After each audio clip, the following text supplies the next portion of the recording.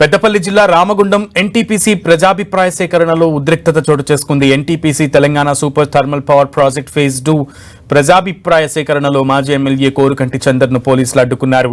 ప్రజలు లేకుండా ప్రజాభిప్రాయ సేకరణ ఎలా చేస్తారంటూ మాజీ ఎమ్మెల్యే చందర్ ఆగ్రహం వ్యక్తం చేశారు.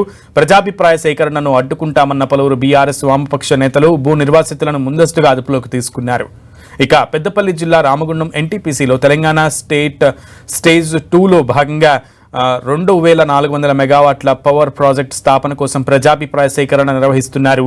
ఎన్టీపీసీ జెడ్పీ హై స్కూల్లో సభకు ఏర్పాట్లు చేశారు. ఎన్టీపీసీ పొల్యూషన్స్ కంట్రోల్ బోర్డు అధికారులు విద్యుత్ ప్లాంట్ నిర్మాణంలో పర్యావరణానికి ముప్పు ఉందని పర్యావరణవేత్తలు ఆందోళన వ్యక్తం చేశారు. ప్రస్తుతం ప్రజాభిప్రాయ సేకరణ ప్రాంతంలో భారీగా పోలీసులు మోహరించారు. పోలీసుల భయంతో సమావేశానికి పరిసర ప్రాంతాల గ్రామస్తులు హాజరు కాని పరిస్థితి నెలకొందని ఆరోపిస్తున్నారు.